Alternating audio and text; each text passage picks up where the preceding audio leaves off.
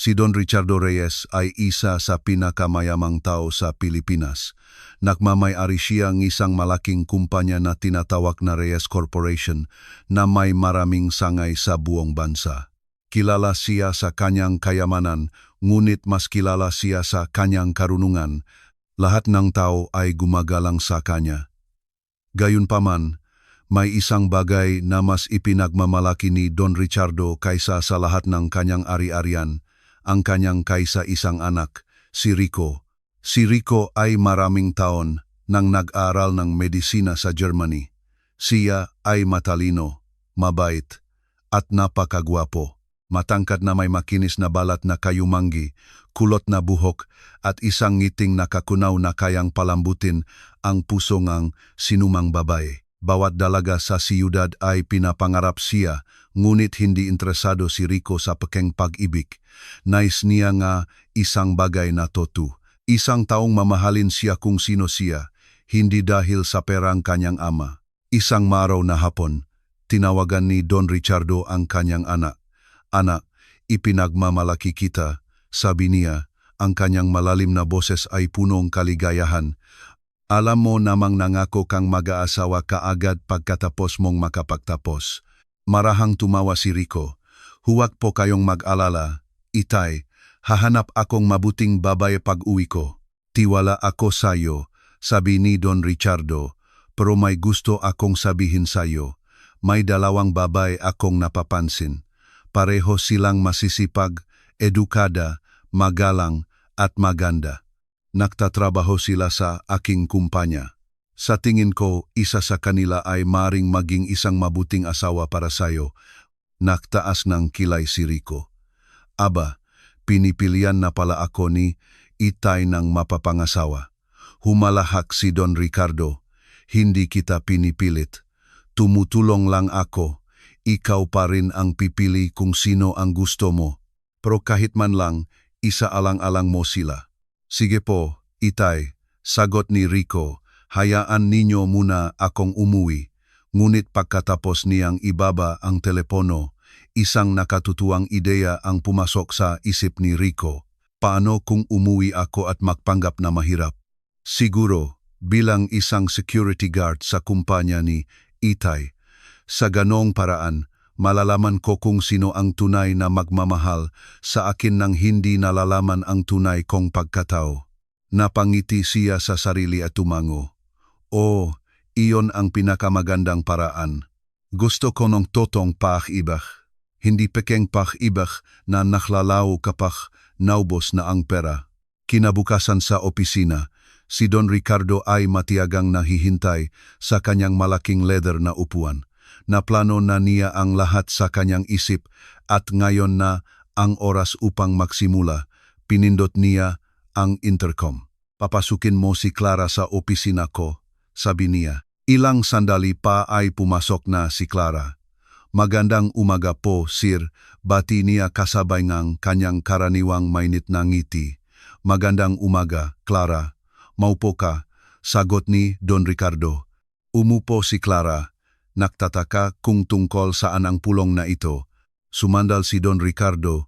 May mahalaga akong sasabihin sa iyo, panimula niya. Malapit nang makapagtapos ang anak kong si Rico mula sa kanyang pag-aral ng medisina sa ibang bansa. Malapit na siyang bumalik sa Pilipinas. Ngumiti si Clara. Napakagandang balita po niyan, sir. Binabati ko po kayo. Salamat anak, sabi ni Don Ricardo. Ngayon, makinig ka. Matagal na kitang inobserbahan. Magalang ka, edukada, mabait, at masipag. Napayuko si Clara sa hiya. Naniniwala akong maari kang maging isang mabuting asawa para sa aking anak, patuloy niya. Hindi kita tinawag dito para pilitin ka, pero gusto kong maging natural ka lang pagdating niya. Kung pipiliin kang puso niya, ako'y labis na matutuwa. Natahimik sandali si Clara at saka ngumiti. Naintindihan ko po, sir. Salamat po sa pagkonsidera sa akin. Maari ka nang umalis, marahang sabi ni Don Ricardo. Tumayo si Clara. Salamat po, sir. Lumabas siyang opisina, gulat pa rin sa kanyang narinig. Hindi nagtagal, pumasok si Bella. Kumpiyansa siyang lumakat at bumati. Magandang umaga po, sir. Magandang umaga, Bella. Maupo ka. Umupo si Bella at naghintay. May espesyal akong ibabahagi sa'yo simula ni Don Ricardo. Malapit nang makapagtapos ang anak kong si Rico sa medisina at babalik na siya sa Pilipinas. Nagliwanag ang mga mata ni Bella. Ah, napakagandang balita po niyan, sir. Ngumiti si Don Ricardo. Oh, at matagal na rin kitang napapansin. Maganda ka, matalino, masipag, at magaling kang magdala ang sarili. Ngumiti nang may pagmamalaki si Bella. Naniniwala akong baka bagay ka sa aking anak. Kaya tinawag kita para ipaalam sa iyo. Malapit na siyang dumating. Maging totoo ka lang sa sarili mo. Kung magugustuhan ka niya, matutuwa ako. Mabilis na tumadyo si Bella. Maraming salamat po, sir. Nanggangako po akong hindi ko kayo bibiguin. Mabuti, tango ni Don Ricardo. Maaari ka nang gumalis. Habang papalabas si Bella, lumilipat na ang kanyang isip. So, posibleng maging asawa akong isang bilyonaryo. Kailangan kong maging pinakamaganda araw-araw mula ngayon. Makalipas ang 2 linggo, sa wakas ay dumating si Rico sa Pilipinas. Naghihintay si Don Ricardo sa airport na nakabukas ang mga braso. Nang makita niya ang kanyang anak, agad niya itong niyakap ng mahigpit. Anak ko, masayang sigaw niya. Sa wakas, nandito ka na. Tumawa si Rico. Opo. Itay. Umuwi na ako para manatili. Nung gabing iyon, pagkatapos ng isang malaking salu-salo sa kanilang bahay, naupo si Rico kasama ang kanyang ama sa sala. Tiningnan siya ni Don Ricardo at sinabing, Rico, nakausap ko na ang 2 dalagang ikinuwento ko sa'yo. Ang pangalan nila ay Clara at Bella. Kinausap ko sila ng makahiwalay at pareho silang pumayag na makipagkita sa iyo. Nagtaas ng kilay si Rico. Ganun kadali? O, ngitingang kanyang ama. Pareho silang sabik, edukada, masipag at maganda sila. Ilang taon ko na silang inoobserbahan. Sumandal si Rico sa kanyang upuan at hinaplos ang kanyang baba. Pagkatapos ay sinabi niya ang isang bagay na ikinagulat ni Don Ricardo. Itay, ayokong magpakita bilang isang mayaman. Gusto kong magpanggap na isang mahirap na security guard. Napayos ng upo si Don Ricardo. Anong sabi mo? Seryoso po ako, sabi ni Rico. Kung magpapakita akong mayaman o edukado, baka magustuhan lang nila ako dahil sa pera. Gusto kong makita kung sino ang tunay na magmamahal sa akin nang hindi alam kung sino talaga ako. Matagal na tumawa si Don Ricardo. Para ka talagang ako noong bata pa ako, pero sigurado ka ba diyan? Opo, itay, tango ni Rico. Bigyan nyo ako NG, uniforme N-guard. Hayaan nyo akong manirahan sa isang maliit na kwarto sa likod at magtrabaho sa gate ng kumpanya. Gusto kong magsimula sa ibaba, obserbahan sila ng mabuti at tingnan kung sino ang may busilak na puso. Ngumiti ng may pagmamalaki si Don Ricardo. Matalino ka, anak. Ayusin ko ang lahat. Pero tandaan mo, anuman ang mangyari, huwag kang magpapahuli. Ngumisi si Rico. Huwag po kayong mag-alala, itay. Magiging masaya to. Kinabukasan ng umaga, suot na ni Rico ang isang kupasing asul na uniforme ng guard, sombrero at sinalas na goma. May dala siyang walis at isang bote ng tubig. Walang sinuman ang makakakilala sa kanya. Mukha siyang ordinaryong guard.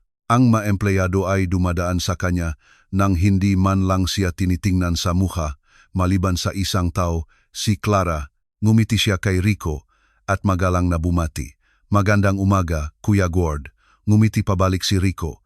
Magandang umaga, ma'am. Ngunit si Bella naman, dumaan na parang hindi siya nakikita. Hindi man lang niya sinulyapan ang kanyang mukha. Lihim na natawa si Rico. Mukhang magiging interesante ito. Makalipas ang ilang araw, nagsimulang magbago ang mabagay sa loob ng Reyes Corporation. Si Bella ay naglalakad na ngayon sa opisina na parang reyna. Ang takong ng kanyang sapatos ay malakas na tumutunog sa sahig.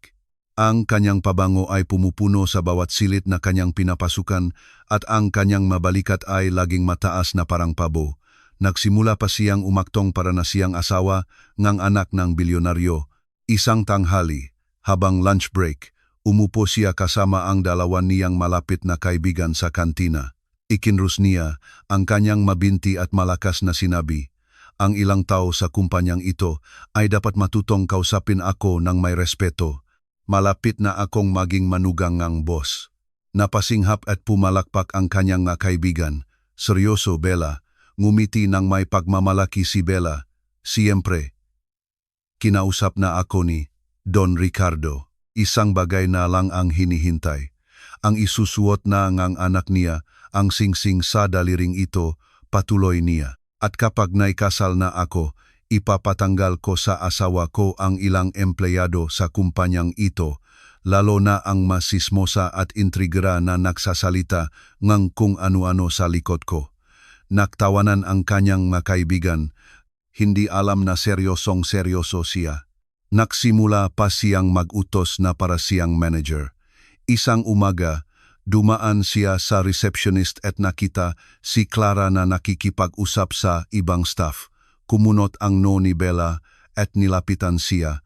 "Clara, pwede ba tayong mag-usap?" Tanong niya sa isang mayabang na tono. Marahang ngumiti si Clara. Siyempre. Naglakad sila sa isang tahimik na sulok. Ipinulupot ni Bella ang kanyang braso at sinabi, "Clara, sa tingin ko dapat mo nang tigilan ang sobrang pagpupursigi. Pareho nating alam na hindi ka karibal sa akin." Naguguluhang tumingin si Clara. "Anong ibig mong sabihin?" Inirapan siya ni Bella. "Naman, wag ka nang magpanggap. Pareho nating alam na kinausap na tayo ni Don Ricardo. Maging tapat tayo, hindi ka kalabel sa akin. Mas elegante ako, mas maganda, at mas maganda manamit. Hindi mo ako kayang labanan." Kumislap ang mga mata ni Clara at marahang umiling. "Hindi ko alam ang sinasabi mo," mahinahon niyang sabi. "Hindi ako nakikipagkumpetensya sayo, Bella. Sayo na siya kung gusto mo." Ngumisi si Bella. "Mabuti naman at natauhan ka na rin. Pero isa pa," dagdag ni Clara, "paano mo pag-agawan ang isang lalaking hindi pa dumarating? Hindi natin alam kung magugustuhan ka niya, o ako, o baka iba pa, kaya anong silbi nito?" Suminghal si Bella. "Magugustuhan niya ako. Bakit hindi? Nasa akin na ang lahat ng gusto ng isang mayamang lalaki." Magalang na ngumiti si Clara. "Kung ganoon, good luck sayo." Naglakad siya palayo, iniwan si Bella na nagaalab sa galit. Samantala, si Rico, na nakabihis pa rin bilang guard, ay nagmamasid sa lahat. Dahan-dahan niyang winalisan ang bakuran at lihim na napapangiti sa tuwing dadaan si Bella na nagpapasikat. Napansin niya kung paano minamali ni Bella ang ibang staff, kung paano niya sinisigawan ang janitor at kung paano hindi man lang siya binabati. Pero si Clara, binabati pa rin siya tuwing umaga. Minsan pa nga ay dinalhan siyang isang boteng malamig na tubig sa isang mainit na hapon. "Heto," sabi niya, nakangiti. "Napakainit ngayon, kailangan mo to." Tinanggap ito ni Rico at ngumiti. "Maraming salamat, walang anuman, ang galing ng trabaho mo," sagot niya at umalis. Tiningnan ni Rico ang bote sa kanyang kamay at muling napangiti.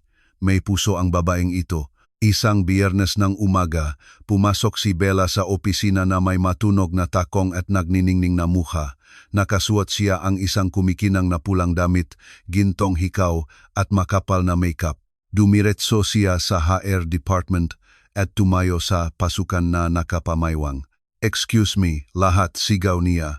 Natahimik ang buong opisina. Ilang staff ang naangat ng tingin mula sa kanilang mga mesa. Ang iba ay sumilip mula sa likod ng kanilang mga computer. Maging ang janitor ay huminto sa pagtatrabaho. Tumikhim si Bella. "May anunsyo ako," sabi niya ng may pagmamalaki. "Kung sakaling hindi niyo paalam, malapit na akong maging manugang ni Don Ricardo." "Oh, yung si Don Ricardo." Nakatinginan ang magtao sa pakalito. Nagpatuloy siya. "Kaya kung alam ninyong pinaktsitsismisan niyo ako, alamin ninyong malapit nang matapos ang nga araw ninyo sa kumpanyang ito. Sa oras na may kasal ako sa anak niya, sisiguraduhin kong matatanggal ang lahat ng masasamang tao, napangganga ang mga tao. Si Clara, na tahimik na nakatipe na kanyang report, ay huminto sandali at nagangat na tingin. Tumingin si Bella sa direksyon niya. At ikaw, Clara, sana sa wakas ay tanggapin mo na ang katotohanan. Ako ang napili. Pakiusap, tigilan mo na ang pagsunod sa akin kung saan-saan na parang nagmamakaawa ka sa posisyon. Nakakahiya. Dahan-dahang tumayo si Clara. Bella, hindi ko alam kung bakit mo laging binabanggit ang pangalan ko. Hindi kita sinusundan at hindi ako nakikipagkumpetensya sa'yo. Pakiusap, respetuhin mo ang sarili mo. Malakas na tumawa at pumalakpak si Bella. Naku, kawawang Clara, nagpapanggap pa rin, huwag kang mag-alala. Imbitado ka sa kasal. Pwede ka pangang maging abay ko kung magpapakabait ka. Natahimik ang lahat sa opisina, hindi alam ang sasabihin. Lumabas si Bella na may pagmamalaki na parang reyna. Kinabukasan sa trabaho, dumating si Bella sa gate in kumpanya sa kanyang karaniwang dramatikong estilo. Matunok na takong, iwinawasiwas na handbag, mukhang puno ng pagmamalaki. Habang papalapit siya sa pasukan, si Rico, na nakaduti sa kanyang malinis na uniformeng guard, ay magalang na humakbang at binuksan ang gate. Magandang umaga, ma'am, bati niya na may bahagyang tango. Huminto si Bella at tiningnan siya ng may pandidiri. Si Raulo ka ba? Sigaw niya. Huwag na huwag mong gagamitin yang mabahong bibig mo para kausapin ako ulit. Napakurap si Rico sa gulat. Anong mali sa ginawa ko? Pinabati ba kita? Sigaw niya. Hampas lupang guard. Huwag mo na akong babatiin ulit. Itago mo na lang yang kaawa-awang bati mo para sa sarili mo. Ang kalmadong mukha ni Rico ay dahon-dahong nagbago. Huminga siya ng malalim at sinabing, alam mo, sobrang yabang mo. Dahil lang sinabi ng boss na baka pakasalan ka nga anak niya, feeling mo asawa ka ng boss, ganun ka ba kadesperada? Napasinghap si Bella. Anong sinabi mo? Narinig mo ako, matigas na sabi ni Rico. Iniinsulto mo ang matao, naglalakat ka na parabang kasal ka na sa lalaking hindi mo pangakilala. Sabihin mo sa akin, alam mo ba kung anong itsura niya? May numero ka ba niya? Nakausap mo na ba siya? Bumuka ang bibig ni Bella, ngunit walang salitang lumabas. Nahiya siya at nagalit. Ang lakas ng loop mo. Sa wakas ay sigaw niya. Hampas lupa, sisiguraduhin kong mawawalan kang trabaho. Kailangang malaman tueng boss ngayon din. Nakibit balikat si Rico, wala akong pakialam. Namula ang mukha ni Bella sa galit, magsisisi ka. Kung hindi ka tanggalin ng boss, ipapatanggal kita sa mapapangasawa ko kapag kasal na kami. Tumawa si Rico. Kung ikaw ang pipiliin niya, sumabok si Bella. Walang kwentang tao. Katulad mo yung bobo mong ama at ang nanay mo na nanganak sa isang asong tulad mo. Nawala ang ngiti ni Rico. Masakit iyon. Ngunit sa halip na mag-react, tumayo siya ng tuwid. Tiningnan siya ng may tahimik na galit at sinabing, ipinakita mo na ang tunay mong kulay. Pagkatapos ay umalis siya. Si Bella, na parang kumukulong tubig sa galit, ay dumiretso sa gusali at pumasok sa opisina ni Don Richardo. Sir, kailangan ninyong tanggalin yang walang kwentang guard na yan, sigaw niya. Dahan-dahang inangat ni Don Richardo ang kanyang ulo mula sa mesa, nagulat. Kalma, Bella. Anong problema? Nagsimulang sumigaw si Bella. Ininsulto niya ako, hindi niya ako nirespeto. Pinaktawanan pa niya ako at ang mapapangasawa ko. Sabi niya, bobo ang tatay mo, bobo ang nanay ko. Napakurap si Don Ricardo sa gulat. Sabi niya, bobo ako. Nakandaw-tal-utal si Bella. Napagtantong nakamali siya sa sinabi, hindi po kayo. Ang ibig ko pong sabihin, yung tatay niya ang bobo. Yun po ang ibig kong sabihin, pero masyadong mayabang ang lalaking, yun para sa isang mahirap. Natahimik sandali si Don Ricardo. Pagkatapos ay tiningnan niya ito at mahinahong sinabi, Bella, pasensya na, pero hindi ko siya pwedeng tanggalin. Sir, ano pong ibig ninyong sabihin? Bakit po? Tanong ni Bella. Ipinatong ni Don Ricardo ang kanyang makamay sa mesa. Hindi mo may intindihan. Si Rico ay isang napakabait, magalang at mahinahong binata. Kung nagsalita siya sayo, tiyak na may dahilan. Kilala ko siya. Nanginginig sa galit si Bella. Pero ininsulto niya ako kahit na hindi ko siya tatanggalin, sagot ni Don Ricardo. Naguguluhang tumingin si Bella. Pinoprotektahan niyo po ba siya dahil paborito niyo siyang empleyado? Bumuntong hininga si Don Ricardo. Hindi tungkol diyan. Ako na ang kakausap sa kanya, pero hindi ko siya tatanggalin. Malakas na suminghal si Bella at padabog na lumabas ng opisina. Habang naglalakad siya sa pasilyo, nagsimula siyang mag-isip bakit kaya todo-todo ang pagtatanggol ni Don Ricardo sa isang hamak na guard. Anong espesyal sa kanya? Samantala, sa gate, nakatayo si Rico.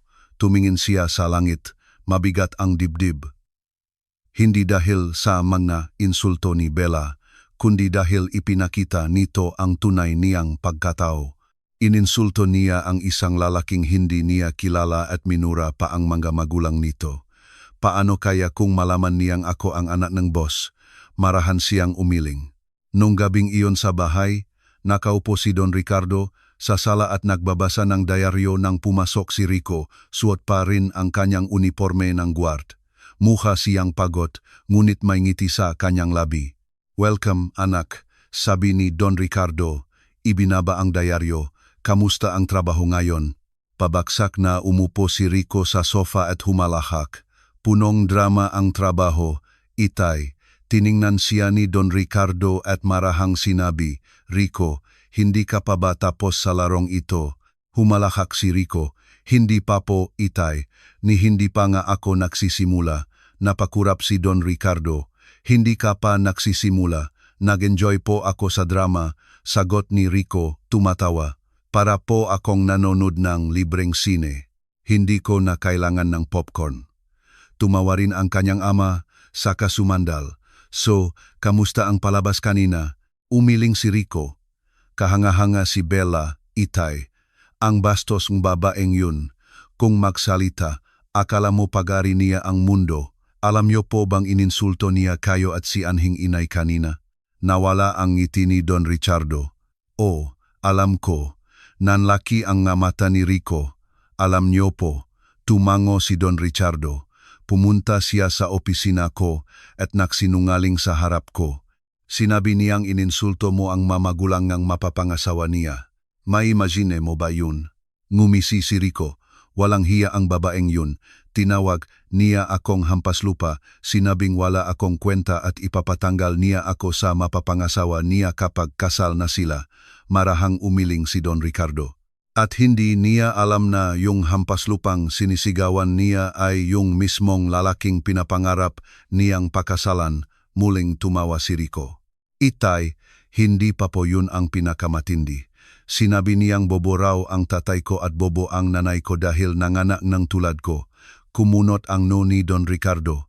Malakas niyang sinabi yun. Opo, tango ni Rico. Galit na galit siya kaya lumabas na lang yun sa bibig niya.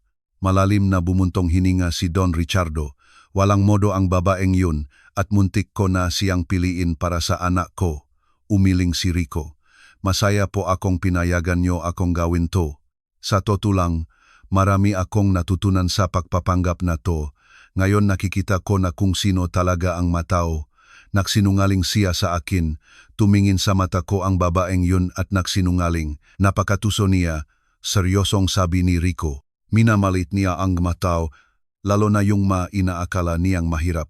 Hinilot ni Don Ricardo ang kanyang nu at malalim na bumuntong hininga. Nadismaya ako.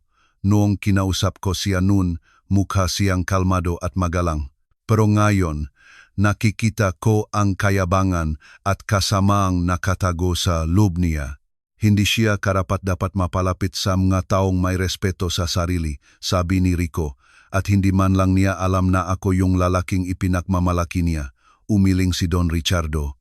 Sabi niya ipapatanggal kaniya sa mapapangasawa niya. Humalahak si Rico. Oh, Ikinasal na niya ang sarili niya sa akin at ngayon ay nakbabanta na siya kung saan-saan.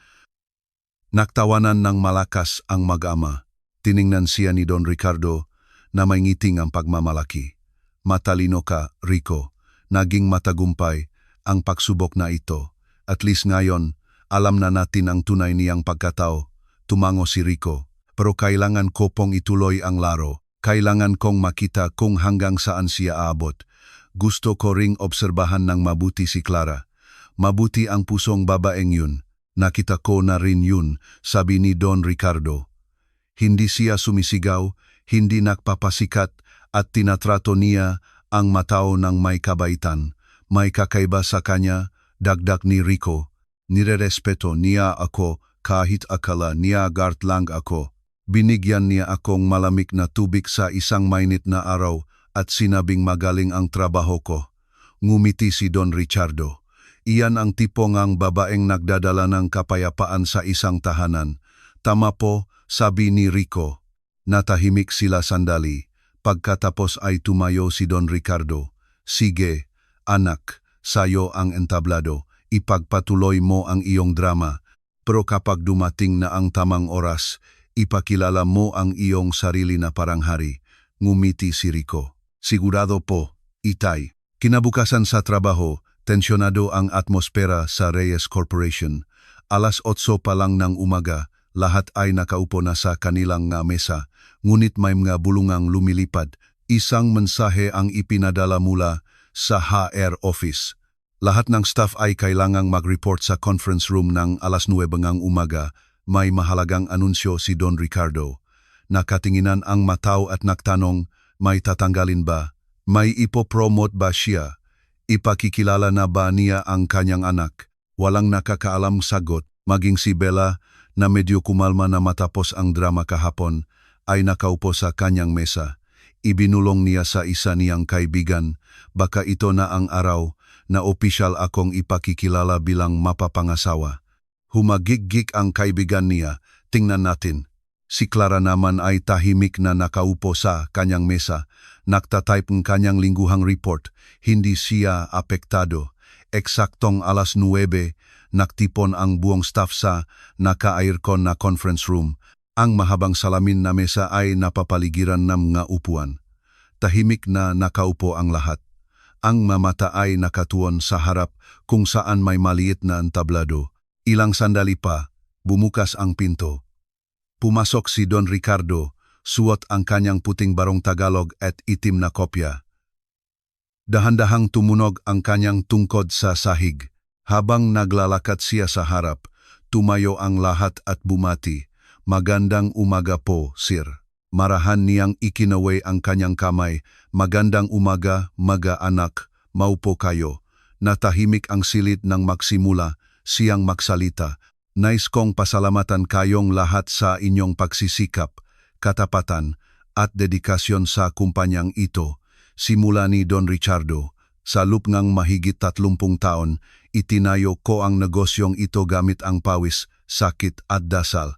Ngayon, isa tayo sa pinakamalaking kumpanya sa Pilipinas. May marahang palakpakan, ngunit nagpatuloy siya. Dumating na ang oras para ako ay magpahinga. Nagulat ang mga tao sa silid. May mga bumulong, magpapahinga. O, sabi ni Don Ricardo na may marahang ngiti. Ako ay opisyal ng magre-retiro. Mula ngayon, hindi na ako papasok sa opisina.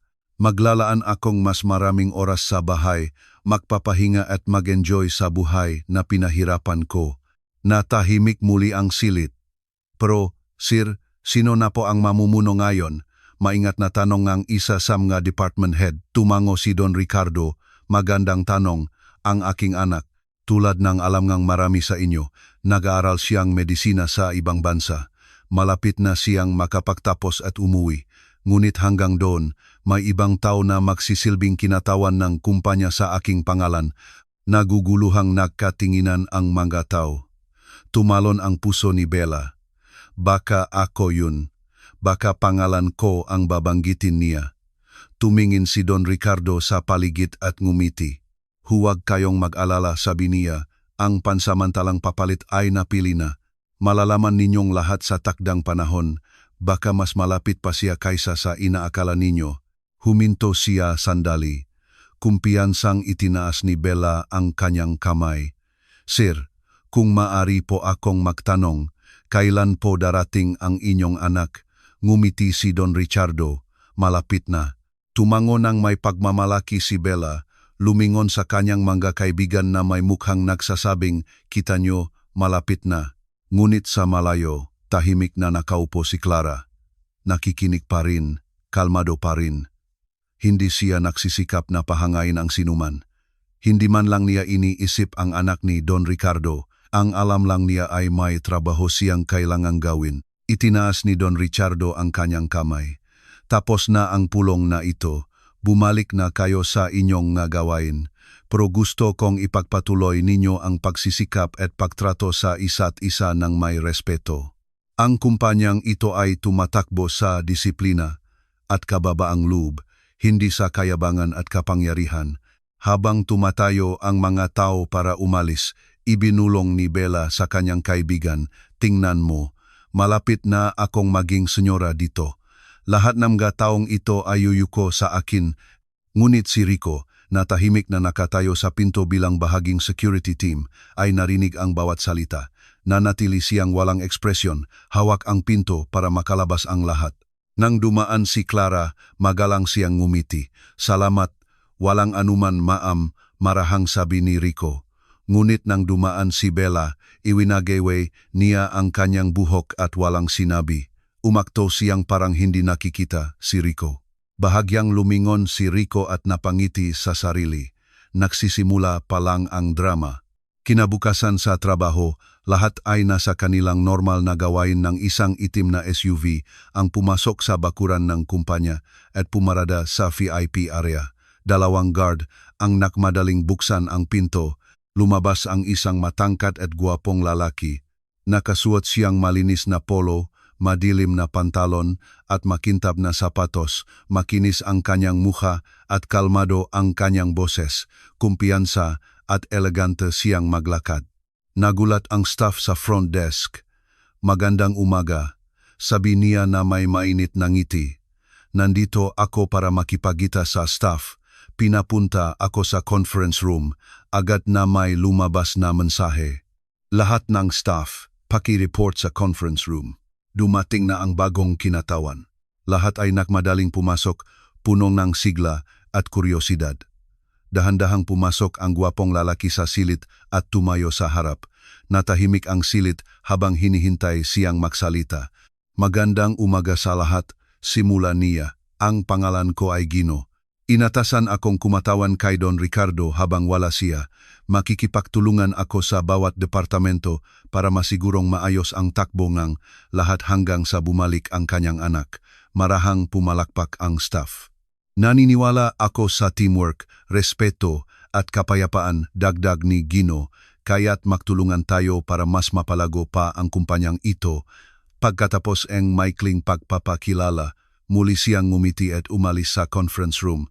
Pagkaalis niya, lumingon si Bella sa kanyang kaibigan at masayang ibinulong, wow, ang gwapo at ang fresh ng lalaking yun, parang bagong lutong tinapay, humagigik ang kaibigan niya.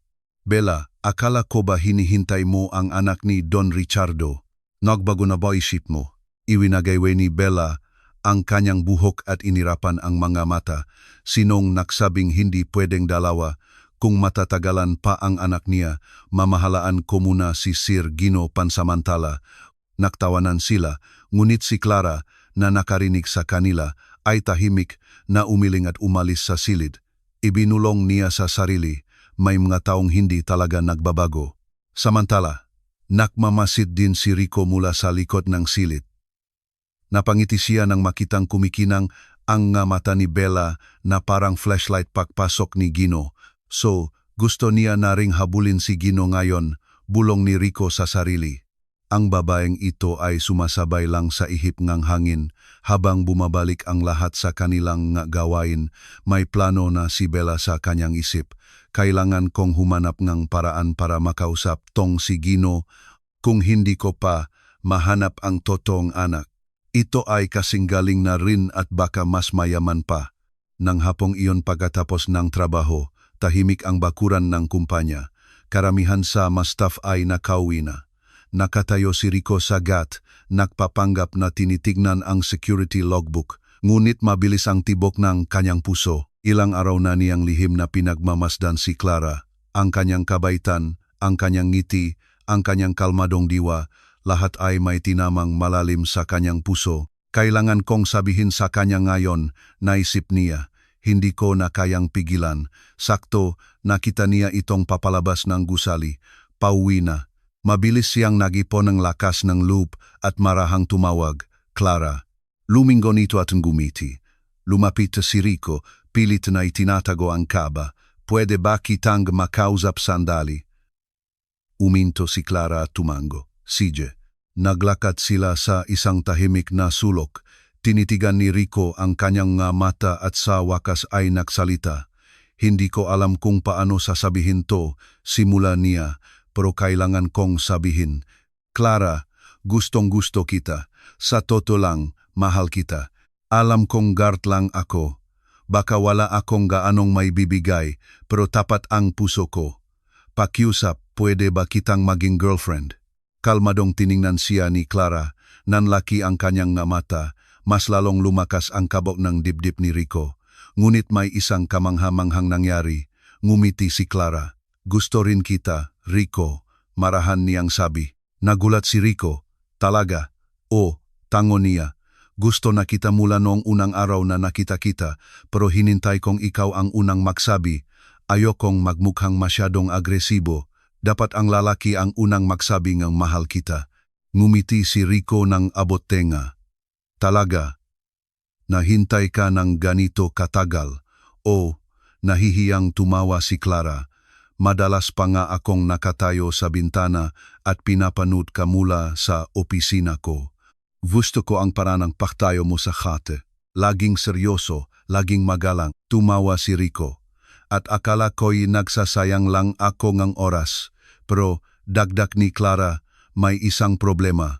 Bumuntong hininga si Rico. Oh, alam ko na ang sasabihin mo. Paano ang anak ni Don Ricardo? Kung malaman niyang mag-girlfriend tayo, baka hindi niya magustuhan at tanggalin niya tayo. Tumingin si Clara sa kanyang mamata at matigas na sinabi, wala akong pakialam. Napakurap si Rico. Wala kang pakialam. Wala, sabi niya. Kung mawalan man tayong trabaho dahil sa pag-ibig, makakahanap tayong ibang trabaho sa ibang lugar.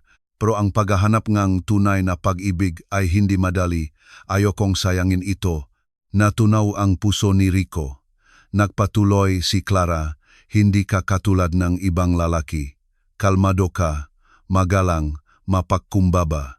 Pinararamdam mo sa akin na ligtas ako. Iyon ang gusto ko. Lumapit si Rico at marahang hinawakan ang kanyang kamay. Salamat sa pagtanggap sa akin, Clara. Hindi mo alam kung gaano ako kasaya ngayon. Ngumiti si Clara. Pero isang bagay. Ano yun? Itago muna natin ang relasyon natin. Sa ngayon lang, sabi niya. Punong sismosa ang opisina, lalo na yang si Bella. Kung malaman niya, sisirain niya ang lahat. Tumawa si Rico. Tama ka. Sa atin lang to. Tumango si Clara, ipangako mong hindi mo muna sasabihin kahit kanino. Pangako, sabi ni Rico, itinaas ang kamay na parang Boy Scout. Ikaw at ako lang. Naktawanan sila at dahan-dahang naglakad patungo sa gate. Lumingon si Clara at muli siyang tiningnan. So, opisyal na tayong magon ngayon, ngumisi si Rico. O, at maniwala ka, simula pa lang ito, ngumiti si Clara. Handa ako. Habang papalayo siya, nakatayo roon si Rico na nakangiti na parang nanalo sa loto. Sinabi niya, Talagang sinabi niyang, Makalipas ang 2 linggo, nagbago na ang mga bagay sa Reyes Corporation, ngunit walang nagsasalita tungkol dito. Si Clara at Rico ay lihim na nagmamahalan. Tuwing dadaan si Clara sa security post, nagnininging ang muka ni Rico. Nagpapalitan sila ng nga lihim na ngiti, mabilis na sulyap, at nag-aabutan pa ng maikling sulat kapag walang nakatingin. Maingat sila, napakaingat. Si Rico ang pinakamasayang lalaki sa buong mundo. Ngunit habang tahimik na lumalago ang tunay na pag-ibig, may isa pang bagay, isang madilim na bagay ang nangyayari.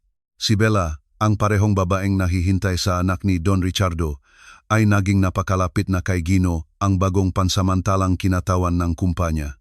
Nagsimula ang lahat siyang simpleng papuri. Sir Gino, gusto ko ang sapatos ninyo, sabi ni Bella na may pekeng ngiti. Salamat Miss Bella, magalang niyang sagot. Pagkatapos ay nagsimula siyang magdalang kape tuwing umaga para lang po makapagsimula kayo nga araw. Hindi naktagal, pumupunta na siya sa opisina nito tuwing hapon para tingnan kung may kailangan ito. At isang araw, hindi na siya pinigilan ni Gino. Noong gabing iyon, buong pagmamalaki na sinabi ni Bella sa kanyang kaibigan, may lihim kaming relasyon ni Sir Gino ngayon, napanganga ang kaibigan niya. Ano? Pero paano ang anak ni Don Ricardo? Inirapan ni Bella ang kanyang nga mata. Naman, hindi ko pa nakikita yun, ni hindi ko alam kung anong itsura niya. Itong si Gino na hawak ko ay gwapo, matalino, at mayaman. Kung makuha ko ang anak ng boss mamaya, pagsasabayin ko na lang sila. Ang sama niyan, Bella, bulong ang kaibigan niya. Sinong may pakialam? Sagot ni Bella. Ang alam ko lang, kailangan kong magpakasal sa yaman. Masyado akong maganda para magdusa sa buhay na ito. Ang hindi alam ni Bella, hindi tanga si Gino. Maingat din niya itong inoobserbahan. Hindi siya naktitiwala dito, pero nakikisakay siya sa laro dahil direkta siyang naktatrabaho para kay Don Ricardo at Rico. Nagsimulang maginala si Bella. Tuwing nakikita niyang naglalakad si Clara sa gate, napapansin niya kung paano laging nakangiti si Clara kay Rico. Isang hapon, tumayo si Bella sa bintana at maingat na nagmasid. Bakit kaya laging nakangiti? Yan sa guard na yan, naisip niya. Mayroon kaya sa pagitan nila? Noong gabing iyon, kinausap niya muli ang kanyang kaibigang janitor. Gusto kong sundan mo yung guard na yan. Hindi ako mapakali. Mayroon sa kanya at kailangan kong malaman kung ano yun. Pero, ma'am, kinakabahang sagot ng janitor. Paano po kung mahuli niya ako? Suminghal si Bella. Huwag kang duwak. Gusto mo bang pera o hindi? Gusto po, ma'am. Kung ganoon, sundan mo siya at sabihin mo sa akin ang lahat ng ginagawa niya. Mabilis na tumango ang janitor. Sige po, ma'am. Gagawin ko po. Matiyaga siyang nahintay ng tamang pagkataon. Isang hapon pagkatapos ng trabaho, ng karamihan ay nakauwi na, tahimik niyang sinundan si Rico. Nagtago siya sa likod ng isang maliit na pader malapit sa likurang gate at doon niya nakita. Nakatayo sina Rico at Clara, malapit sa isa't isa, mahinang nag-usap at pagkatapos ay naghalikan sila, napasinghap ang janitor. Mabilis niyang tinakpan ang kanyang bibig, tumakbo pabalik sa gusali at tahimik na umalis. Kinabukasan ng umaga, naghihintay na si Bella. So? Tanong ni Bella pagdating ng janitor. May nakita ka ba? Tumingin sa paligid ang janitor at ibinulong, ma'am, may malaki po akong nakita. Sumandal si Bella, magsalita ka. Nakita ko pong hinahalikan guard si Clara sa likod ng gusali kahapon. Tumalon si Bella mula sa kanyang upuan. Nakita mo sila? Opo, sabing janitor. Sa dalawang mata ko po. Lihim silang magon. Namula ang mukha ni Bella sa galit. Alam ko na, ang walang kwentang babaeng yan, nagpapanggap pang inosente. At yung lalaking yun, naku, akala niya matalino siya. Tumango ang janitor. Ma'am, dapat ninyo po silang isumbong kay Don Ricardo.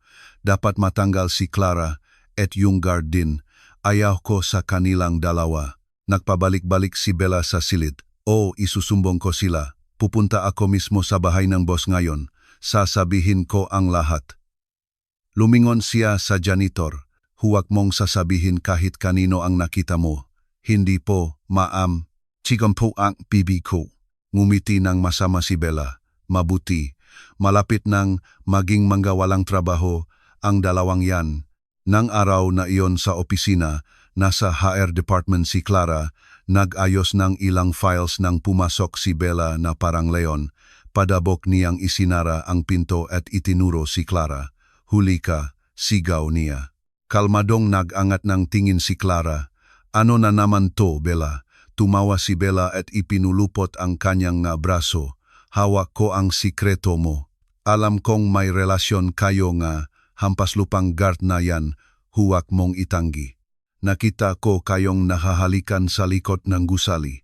Naktaas ng kilay si Clara. So, ano ngayon? Nanlaki ang mamata ni Bella. Ngayon, sasabihin ko kay Don Ricardo ang lahat. Matatanggal ka sa trabaho at yang walang kwenta mong boyfriend ay palalayasin na parang aso. Marahang ibinaba ni Clara ang kanyang ballpen at tumayo. Bella, hindi ako takot sa iyo. Kahit buksan mo pa ang bibig mo para magsalita kay Don Ricardo, bubuksan ko rin ang bibig ko. Bahagyang umatras si Bella. Anong ibig mong sabihin? Alam ko ang lihim na relasyon ninyo ni Sergino, matigas na sabi ni Clara. Nakita ko kung paano ka pumupuslit sa opisina niya at isinasara ang pinto. Narinig ko kung paano ka umaalis sa bahay niya sa gabi kapag akala mo walang nakakakita. Napanganga si Bella. Nakpatuloy si Clara. Kaya sige, isumbong mo ako at isusumbong din kita. Tingnan natin kung sino ang unang tatanggalin ni Don Ricardo. Malakas na suminghal si Bella. Wala kang gagawin. Isa ka lang daga sa simbahan na nagpapanggap na mabait. Kapag ikinasal na ako sa anak ng boss, ikaw at yang mabahong boyfriend mo ay mawawala na. Tapos, tumawa si Clara. Ikaw at ang kasal na hindi pa nangyayari, nasa isip mo lang yan. Tumaas ang boses ni Bella. Nakikipagdate ka sa isang guard, isang nobody. Tingnan mo ang sarili mo. Akala mo matalino ka, magsisisi ka. Kalmadong tumayo si Clara. Nakapulupot ang mga braso. Pagkatapos ay sinabi niya, alam mo, Bella, ang asong tumatakbo sa likod ng dalawang buto ay mawawalan ng pareho. Abala ka sa paghabol kay Sergino at sa paghabol sa anak ng boss. Isang araw, pareho ka nilang iwanan na walang dala at may sirang puso. Nanginginig sa galit ang bibig ni Bella. Lumapit si Clara. Akala mo ba ikinahihiya ko si Rico? Mas may utak ang lalaking yun kaysa sa lahat ng pekeng mayayamang anak na pinagsama-sama. Hindi ako interesado sa anak NG boss. At para patunayan ito, kinuha niya ang kanyang telepono, nagdial ngang numero at inilagay sa speaker. Hello po sir, magandang hapon, magalang na sabi ni Clara, narinig ang boses ni Don Ricardo. Clara, magandang hapon, kamusta ka? Mabuti po sir. Tumatawag po ako para ipaalam sa inyo na hindi na po ako interesado sa inyong anak. Nakahanap na po ako ng iba. Mahal ko po si Rico. May 2 segundong katahimikan. Pagkatapos ay kalmadong sumagot si Don Ricardo. Walang problema, anak, pinahahalagahan ko ang iyong katapatan. Gusto kitang makita sa bahay ko ngayong weekend. Ngumiti si Clara. Salamat po sa inyong pangunawa. Pupunta po ako. Natapos ang tawag. Natigilan sa gulat si Bella. Tinawagan mo siya. Tumango si Clara. Oh, hindi ako nagtatago tulad ng iba. Sakto. Tumunog ang telepono ni Bella. Kinuha niya ito at nakita ang pangalan ni Don Ricardo. Mabilis niyang sinagot. Hello po, sir. Narinig ang boses ng boss. Bella, gusto rin kitang makita sa bahay ko ngayong weekend. Halos tumalon si Bella. Opo, sir. Salamat po, sir. Pupunta po ako. Ibinaba niya ang tawag at sumayaw sa kinatatayuan. Yes, sa wakas, umuwi na ang anak ng boss. Nasa bahay na ang mapapangasawa ko. Hindi na ako makapagintay na pakasalan siya at tapusin ka at yang guard mong boyfriend. Tumawa si Clara at sinabing, hindi mo alam na sa sarili mong kahihiyan ka iniimbitahan. Suminghal si Bella. Tingnan natin. Umiling si Clara at ibinigay ang huling hirit. Anak kang isang walang hiyang ina. Akala mo hindi ko alam ang kwento mo. Kung paano nabuntis ang nanay mong ibang lalaki habang kasal pa sa tatay mo, ganyang klase ng dugo ang dumadaloy sa'yo, kaya mong habulin ang 2 lalaki at magsinungaling pa rin ng buong pagmamalaki. Sumigaw si Bella, tumahimik ka. Anak kang isang nobody. Ngunit nanatiling kalmado si Clara. Hayaan mo akong bigyan kang isang huling kasabihan, Bella. Ang unggoy na nagmamarunong pa sa mga ngaso ay sa kawali rin ang bagsak. Isulat mo yan. Nakatayo run si Bella, nanginginig. Punong hiya at galit ang kanyang mukha, naitakda na ang laban. Ngunit isa lang na babae ang aalis sa weekend na iyon na may taas no. Dumating ang Sabado ngang umaga sa mansyon ni Don Richardo. Sa loop ang malaking sala, nakaupo si Don Richardo sa kanyang upuan, suot ang kanyang puting barong at itim na kopya. Isang baso ngang sariwang orange juice ang nasa mesa sa tabi niya. Mukha siyang relax ngunit sabik. Sa tabi niya ay nakaupo ang kanyang kaisa-isang anak, si Rico, ngunit hindi suot ang uniforme ng guard ngayon. Mayo siyang manamit, isang matulis na designer shirt, gintong relo at makintab na sapatos. Mukha siyang tunay na Ginu. Ngumiti siya sa kanyang ama. Ngayon na ang araw, itay. Tumango si Don Ricardo ng may pagmamalaki. O, anak, ngayon, ang katotohanan mismo ang magsasabi. Ilang sandali pa, bumukas ang gate at dumating si Clara. Nakasuot siyang simple ngunit elegantang damit. Nagniningning ang kanyang natural na ganda ng walang gaanong makeup. Mahinhin siyang maglakad, nagdadala ng kapayapaan sa bawat hakbang. Isang katulong ang nagbukas ng pinto at tinala siya sa sala. Magandang hapon po, sir. Bati niya na may magalang na yuko. Tumayo si Don Richardo at niyakap siya ng mainit. Clara, anak, welcome.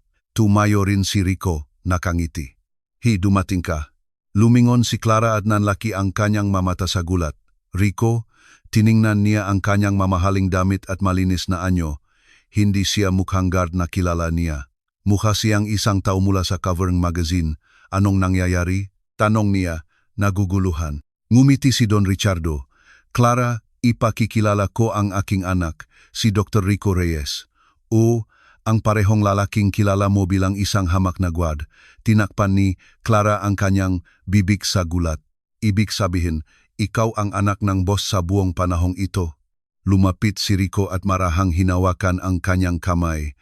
O, kailangan kong malaman kung sino ang magmamahal sa akin ng walang pera. At ikaw, Clara, minahal mo ako kung sino ako. Napunong luha ang mga mata ni Clara, ngunit luhang kaligayahan. Hindi ko alam ang sasabihin ko, bulong niya. Masaya akong sinunod ko ang puso ko. Ngumiti ng may pagmamalaki si Don Ricardo. Pumasa ka sa pagsubok, anak. Biglang umalingaw-ngaw ang malakas na tunog ng takong sa pasilyo. Bumukas ng maluwag ang pinto at pumasok si Bella, suot ang isang pulang damit na mas masikip pa sa kanyang dignidad. Halos umabot sa balikat niya ang kanyang gintong hikaw.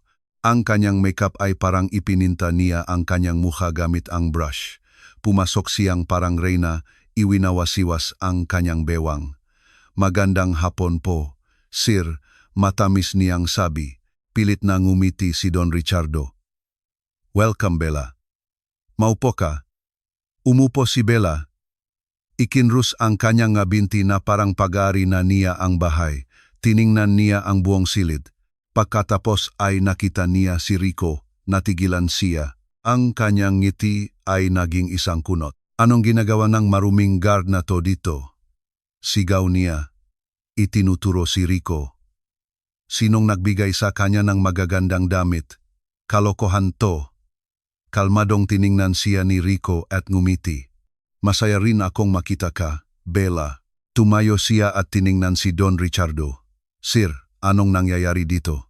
Bakit nakaupo ang guard na to sa bahay ninyo na parang importante? Ngumiti si Don Richardo nang hindi nagsasalita. Lumingon si Bella kay Rico. Bakit ka nakabihis ng ganyan? Sinong nagbigay sa iyong lahat ng magagandang damit na yan? Huwag mong sabihing sinusubukan mong pahangain ang boss para bigyan kaniya ng mas magandang trabaho. Ipinulupot ni Clara ang kanyang gabraso at ngumiti. Ang tamis ng drama. Suminghal si Bella at hinarap muli ang boss. Sir, pumunta ako dito para sa wakas ay makilala ang inyong anak. Handa na akong maging asawa. Pakiusap, paalisin ninyo ang guard na ito. Pinapabaw ni Dia ang lugar. Tumayo si Rico. Gusto mong makilala ang anak ni Don Ricardo? Tanong niya. Tumango si Bella. O kaya ako nandito. Humakbang si Rico. Kung gayon, hayaan mong ipakilala ko ang aking sarili. Ako si Dr. Rico Reyes, ang kaisa-isang anak ni Don Richardo, ang parehong lalaking ininsulto mo, minura at nilait. Nahulog ang bag ni Bella, dahan-dahan siyang umatras, nakabuka ang kanyang bibig. Ikaw, imposible. Posibleng-posible, sabi ni Clara na may ngiti. Ngayon, nakita mo na ang tunay na mukhang lalaking tinawag mong marumi. Lumingon si Bella kay Don Richardo. Sir, pakiusap, sabihin ninyong nagsisinungaling siya. Tumayo si Don Richardo. Hindi siya nagsisinungaling. Iyan ang anak ko. Bumaksak ka sa pagsubok, Bella. Napunong ng takot ang mga mata ni Bella. Pakiusap. Hindi ko po alam. Kung alam ko lang. Iyan nga ang problema, sabat ni Rico. Nirerespeto mo lang ang matao kapag alam mong may prasila. Wala kang pakialam sa puso, sa pitaka lang. Dagdag ni Don Ricardo, ininsulto mo ang aking anak, nagsinungaling ka sa harap ko, at nagsalita ka pa ang masama tungkol sa aking yumaong asawa. Hindi ka karapat-dapat maging bahagi ng pamilyang ito. Napaluhod si Bella. Pakiusap po sir, patawarin ninyo ako. Desperada lang po ako. Akala ko po, nobody lang siya. Tiningnan ni Rico si Clara at ngumiti. Well, nakita niya ako bilang isang nobody at minahal pa rin niya ako. At ngayon, nakuha niya ang lahat. Umiyak na gumapang si Bella. Pakiusap, Rico, isa pang pagkakataon, hindi matigas niyang sabi. Ito na ang katapusan ng laro mo. Tinawag ni Don Ricardo ang guard mula sa pasilyo. Ihatid ninyo siya sa gate. Habang dinadala siya palabas, lumingon si Bella at sumigaw. Clara, mangkukulam ka, inagaw mo siya sa akin. Marahang tumawa si Clara. Hindi, Bella, ikaw mismo ang nawalan sa kanya. Pagkatapos ay kalmado niyang idinagdag. Ang ibong tanga na lumilipat ng walang direksyon ay sa bitag ng mga ngaso babaksak. Masyado kang mataas lumipad, at ngayon ay bumaksak ka. Umalis si Bella na galit, talo at wasak. Sa loob ng bahay, bumalik ang kapayapaan. Lumingon si Don Ricardo kay Clara at ngumiti. Anak, welcome sa pamilya. Mahigpit na hinawakan ni Rico ang kanyang kamay. Ikaw ang pinili ko, magpakailanman. Isang linggo makalipas, ang mansyon ni Don Ricardo ay punong ilaw, musika at bulaklak. Naktipon ang mga kaibigan, empleyado at pamilya sa ilalim ng isang pinalamutiang tolda. Hindi pa ito kasal. Isa itong sorpresang proposal. Hindi alam ni Clara. Akala niya, pupunta lang siya sa isang maliit na salusalo. Ngunit nang pumasok siya sa hardin, nakita niyang nakatayo ang lahat. Humina ang mga ilaw at naksimulang tumuktok ang malambing na musika. Pagkatapos ay lumabas si Rico, hawak ang isang mikropono. Napakagwapo niya sa kanyang itim na suit na may isang rosas sa kamay. Clara, simula niya, nakangiti. Noong araw na nakilala kita, isa akong guard. Protinrato mo akong parang hari. Lumapit siya. Nirespeto mo ako, nginisian, binigyan ngang malamig na tubig sa isang mainit na araw. Nakita mo ang puso ko bago mo nakita ang pangalan ko. At kaya ngayon, lumuhod siya sa isang tuhod at binuksan ang isang maliit na kahon. Nais kong itanong sa harap ng buong mundo, papakasalan mo ba ako? Napunong luha ang mga mata ni Clara. Tinakpan niya ang kanyang bibig, nanginginig at saka sumiga. Oh, oh! Nakpalakpakan at naksigawan ang lahat. Tumayo si Rico, isinuot ang singsing sa kanyang daliri at niyakap siya ng mahigpit. Ngumiti si Don Ricardo ng may pagmamalaki. Iyan ang anak ko. 3 buwan makalipas, naganap ang pinakamagarang kasal ng taon sa Maynila. Tumayo sina Clara at Rico sa harap ng Diyos, mga kaibigan at pamilya at sinabi ang kanilang mga panata. Ito ay maganda, punong tawanan, luhang kaligayahan at papuri. Si Bella, sinubukan niyang guluhin ang kasal, suot ang sunglasses at pekeng ngiti. Ngunit pinigilan siyang mag-guard ni Don Ricardo sa gate. Hindi ka imbitado, sabi nila. Umalis siyang punong hiya. Alam na nawala sa kanya ang pinakamagandang bagay na hindi niya kailanman pinahalagahan. 1 taon makalipas, nakaroon sina Rico at Clara ng kanilang unang anak, isang lalaki. pinangalanan nila siyang Farhan na nangangahulugang masaya. Si Clara na ngayon ang namamahala sa isa sa mga sangaing kumpanya. Siya ay iginagalang, minamahal at ipinagdiriwang. Tungkol naman kay Bella, nalaman niyang buntis siya kay Gino, ang parehong kinatawan ng opisina na lihim niyang kinasama habang nakpapanggap na mahal ang anak ni Don Ricardo. Nang puntahan niya ang bahay nito para ibalita, sinabi ngang Gord, "Ma'am, hindi na po dito nakatira si Sir Gino. Lumipat na po siya sa ibang bansa kasama ang kanyang asawa't mga anak." Nakatayo roon si Bella, hindi makagalaw. Hindi siya makahinga, nanginginig ang kanyang nga kamay. Umalis siyang may luha sa mga mata. Walang trabaho, walang lalaki, walang pera, at ngayon may sanggol na paparating. Umupo siyang mag-isa sa tabing ng daan, bumubulong sa sarili, "Nagkaroon ako ng pagkakataon. Sinira ko ito. Ngayon, wala na akong lahat. Huli na ang lahat. Pagsisisi na lang ang natira." Minamahal na manonood, anong aral ang inyong natutunan sa dramatikong kwentong ito? Nais naming marinig ang inyong opinion sa comment section sa ibaba. Kung nagustuhan ninyo ang kwento, bigyan kami ng thumbs up, ibahagi sa inyong kaibigan, at pindutin ang subscribe button. Huwag kalimutang i-on ang notifications para hindi ninyo makaligtaan ang aming bagong upload. Salamat sa panonood at pagpalain nawa kayong Diyos.